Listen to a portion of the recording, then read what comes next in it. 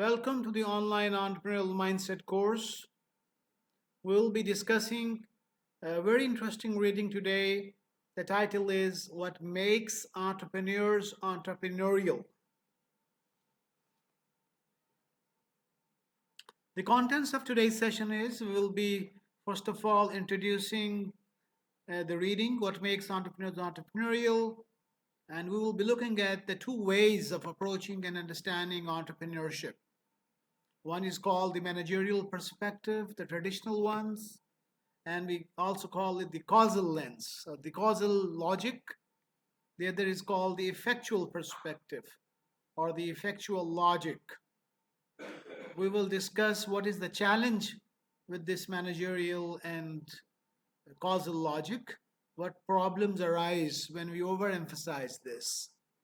Then we will go into details of effectual lens and look at some of the examples, and then we will see how we can integrate both of these lenses and how we can use them combined to understand the entrepreneurial phenomena.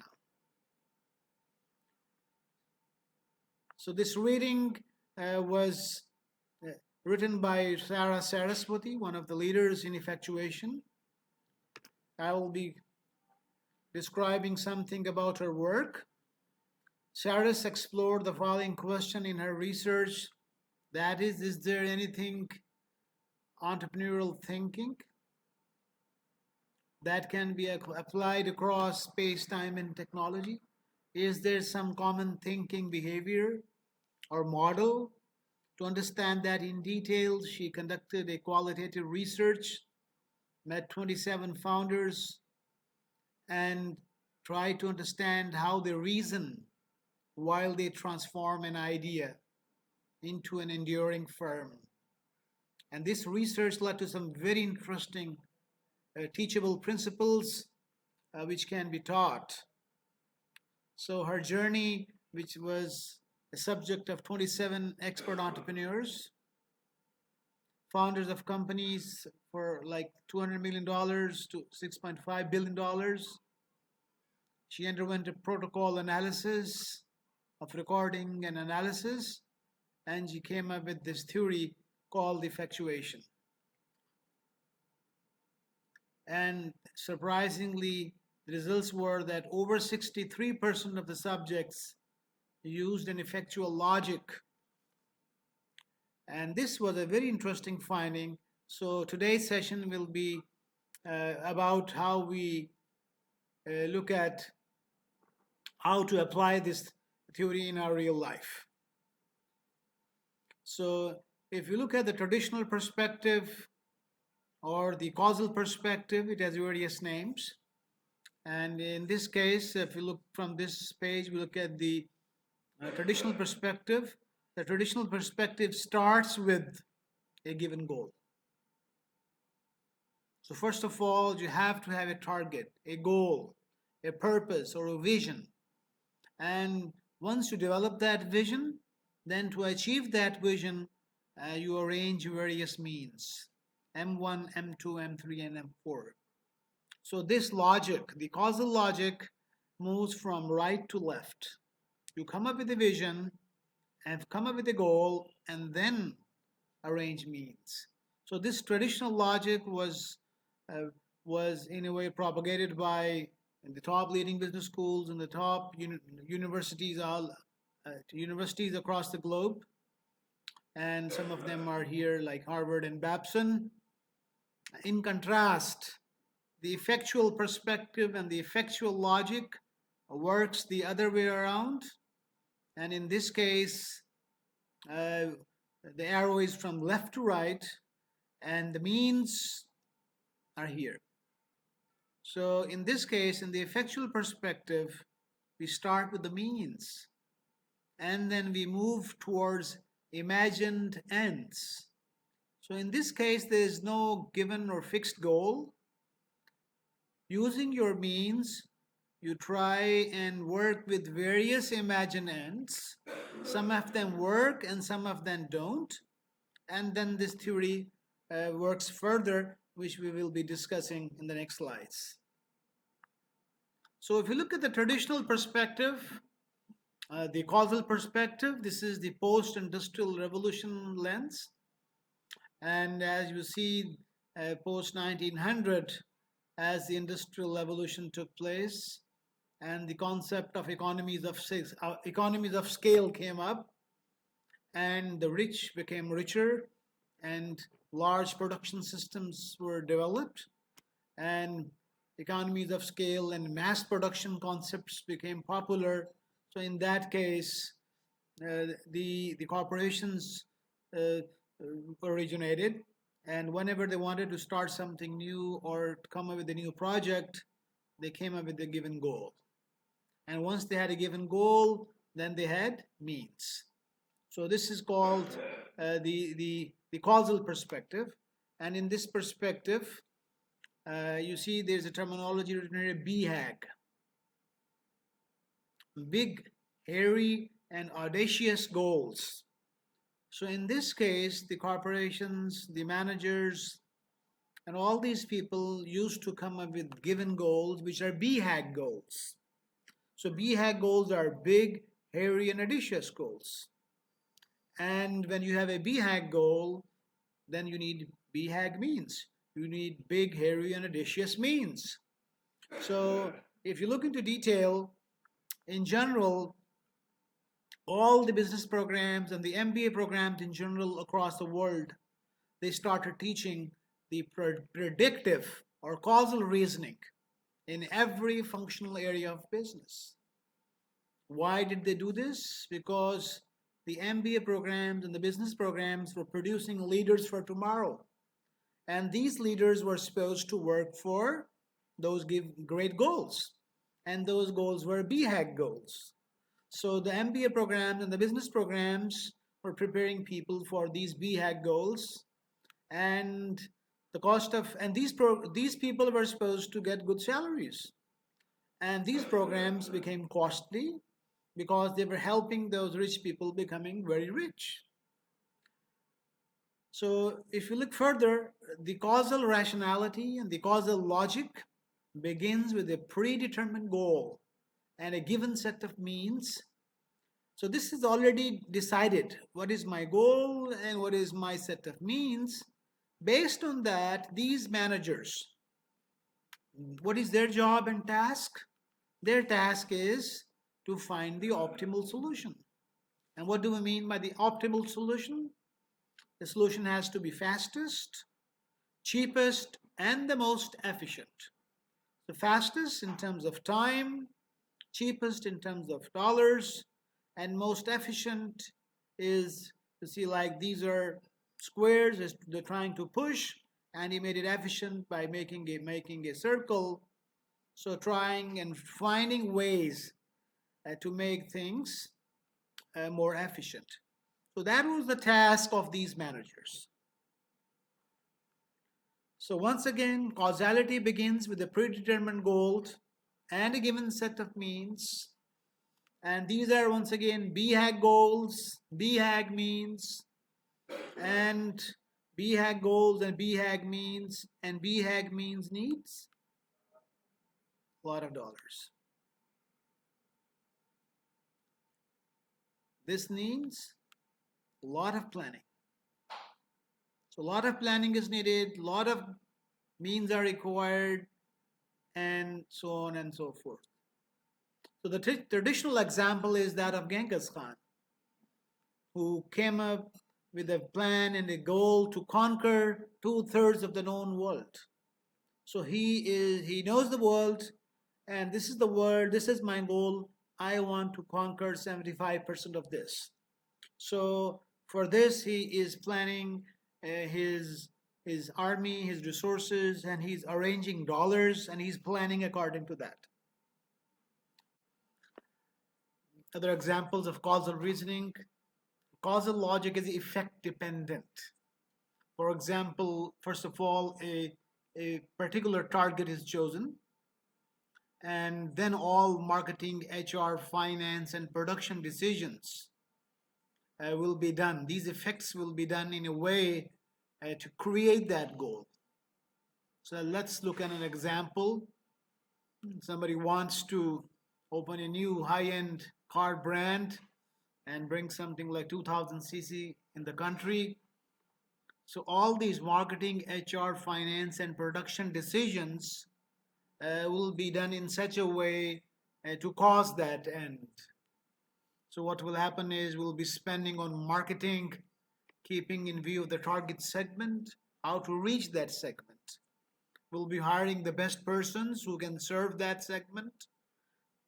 We will write a job description to hire the right candidate. We will arrange finance and raise money and do budgeting to fulfill this plan and goal. And we will do the required manufacturing and plant purchasing decisions to fulfill that goal. So this is a traditional way of teaching, and this is being taught in the business schools and engineering management disciplines for the past 100 years. And you see, there's a downside to this. There's a positive side to this. The downside is that it is just like a horse blind.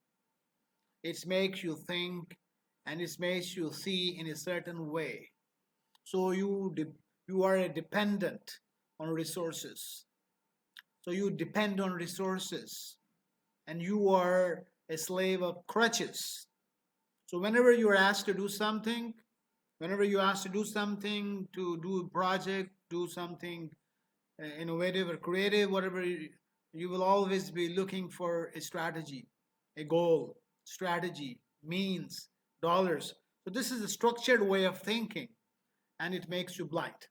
So what's the problem with this? The problem with this model is, and this way of thinking and this logic is, that it focuses on a grand vision. It always makes you think very big. It's always good to think big, but you have to be connected to the ground realities. You can't think too much in the dreams. So this thinking, grand vision thinking, has its downside as well. The downside is that you lose hope very quickly. That's why the people who are embedded with this model, with this logic, they frequently use words like state of the art and strategy. There's a lot of overemphasis on planning. So you are doing something way distant into the future. And you're looking for like 10, 15, and a 20 years goal, and you're not sure what's going to happen the next year. So that disconnect takes place.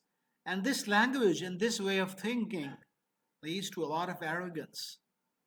Any small idea, a small innovation, or small consulting, and these things don't matter. And this thinking leads to the importance of resources. So you become a resource-driven person. You're always focused on scale. So you're not engaged and busy and focused on consolidation. So it's in a way, in a quick hurry to go to scale without going for the proper foundations. And this mindset, you are in a hurry, you want to scale, and you think that there are less and limited resources.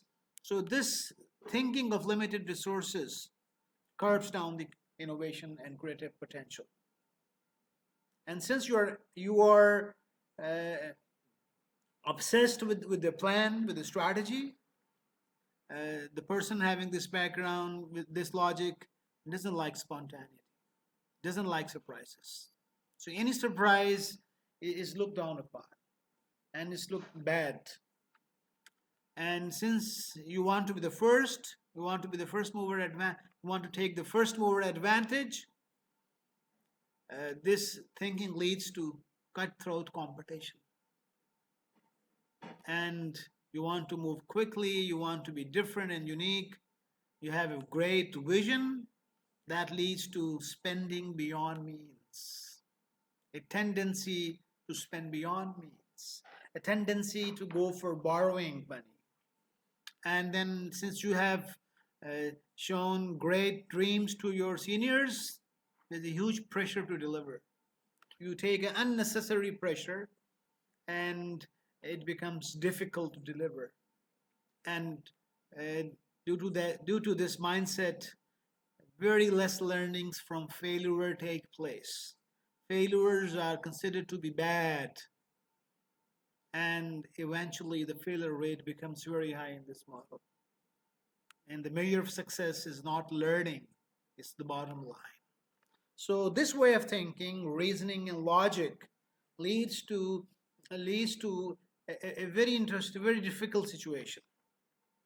And if you look further, let's look in contrast the effectual lens, the effectual logic. The effectual logic works in contrast in a very opposite way. It starts with the means. It starts with the means. Who you are, what you know, and whom you know. So you look at what is in your bag, what is owned by you, who are you, what do you know, and whom do you know. So based on what is already available, immediately available, easily accessible, and available at a very low cost,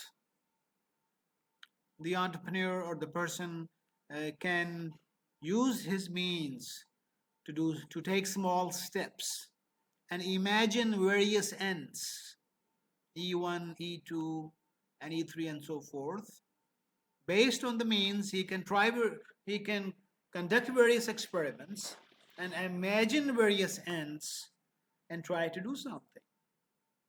So a very interesting benefit of this model is that it does not engage you and obsess you with long-term planning. It does not make you dependent upon resources. It is very much action oriented. It quickly takes you into action because in this case, you are using your bird in hand, who you are, what you know, and whom you know. And since this is in your reach, this is not a high risk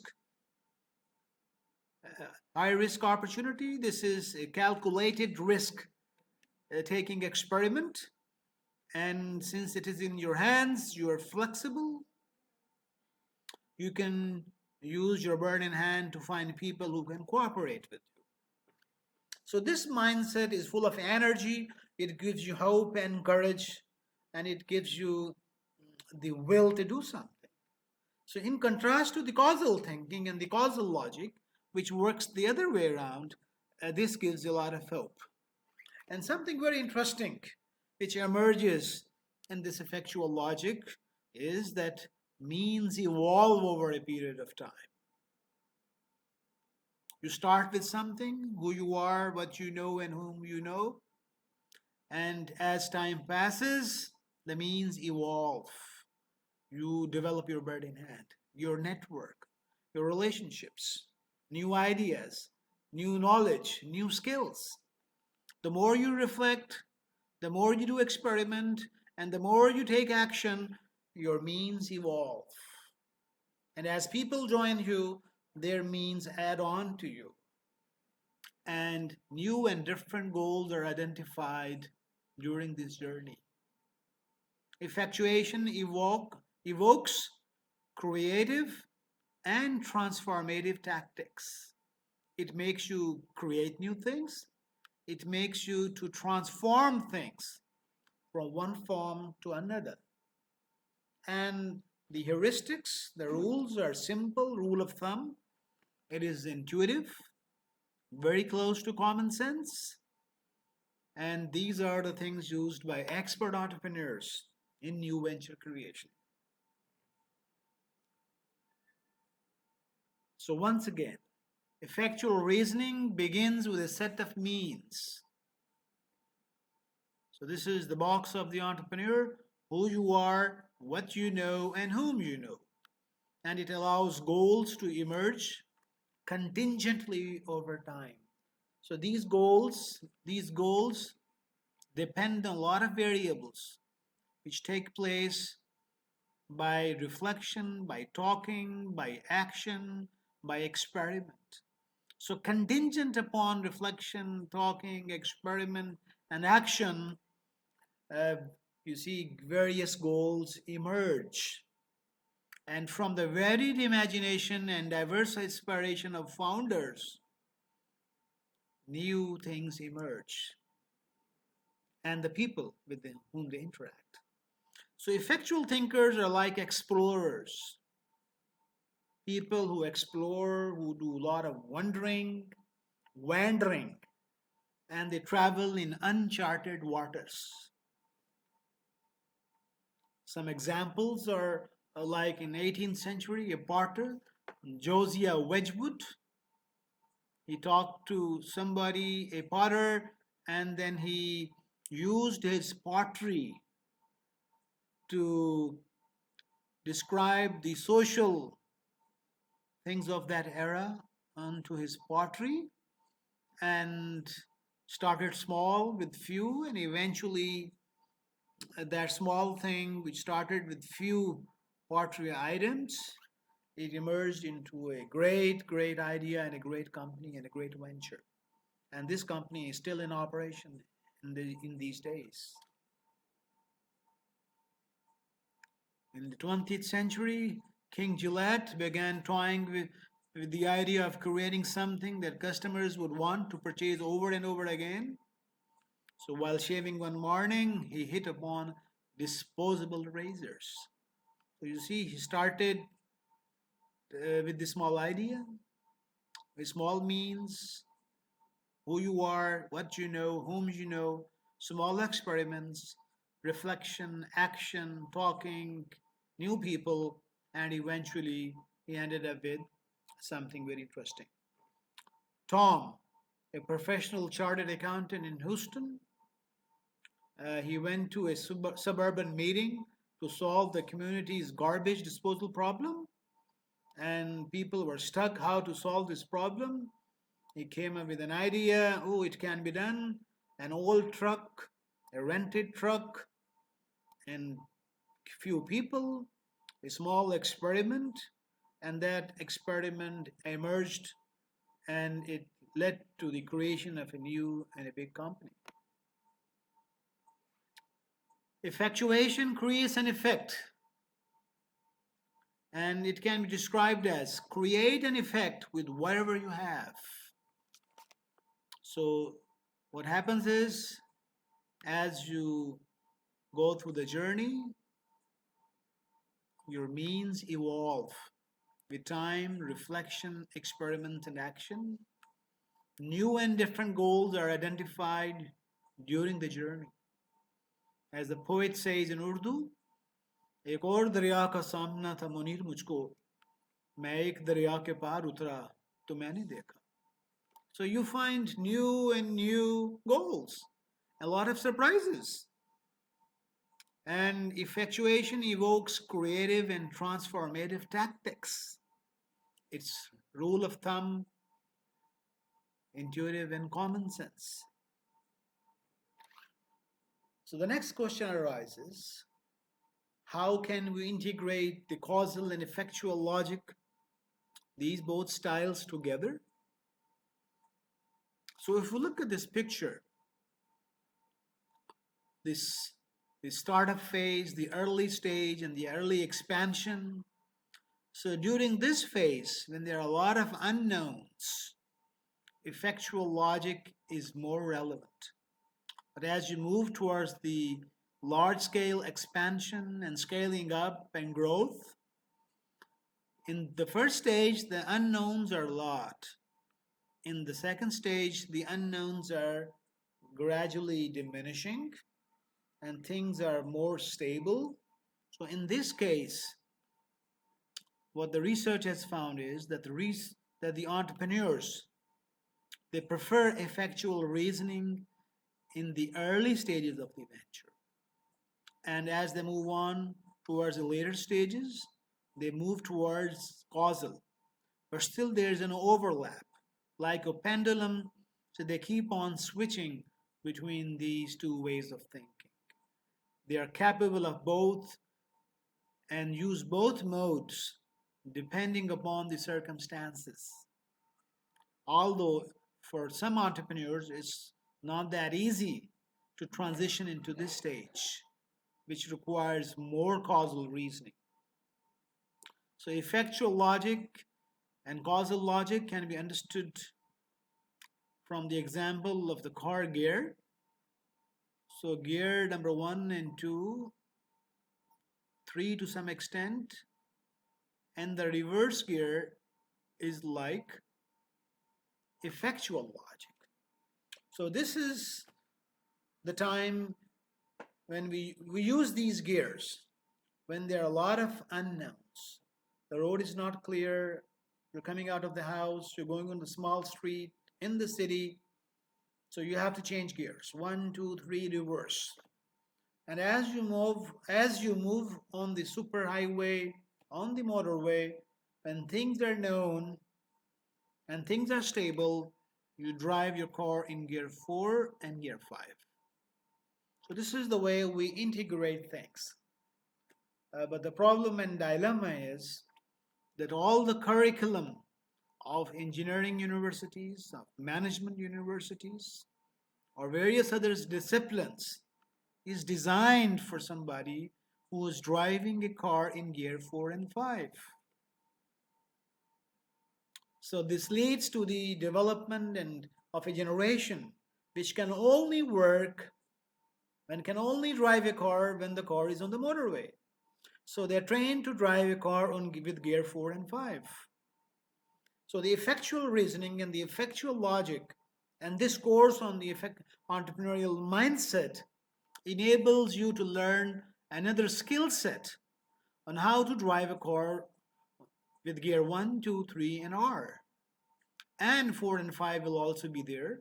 So all our masters, our MBAs, and engineering management, our medical sciences, agriculture sciences, and biological sciences, all these degrees are given and they're taught with an assumption that the resources are given, that there's a motorway, resources are there, the means are there, and you have to go for a great goal and a great vision. So there are various ways to differentiate. Causal reasoning may or may not involve creative thinking. There may be some creative thinking, but effectual reasoning is inherently creative. It can't work without creativity. Both need domain-specific skills, but effectual reasoning demands something more, and that is imagination. It needs a lot of imagination, thinking out of the box, inside the box. It encourages risk taking, that is calculated, of course, the ability to sell, the ability to convince others, persuade, and it requires spontaneity. Spontaneous. So things happen spontaneously, and the entrepreneur has to think and reflect immediately and take action. So this, if you look at the key findings, to the extent we can predict the future, if things are known, we can control it. This is called causal reasoning. If we can predict, so what we do in economics, in engineering, in management, we use mathematical models to predict the future. So when we predict the future, we take assumptions and then we say, hey, we can do that. This is called causal reasoning. And in contrast, to the extent we can control the future, anything which is my bird in hand, which is in my control, my access, it's with me right now. I own it. So I can do something right away with it. I don't need to predict. That is called effectual logic. So we think that a combination of both causal and effectual can help people do interesting things in their businesses, in their professional life, in their personal life.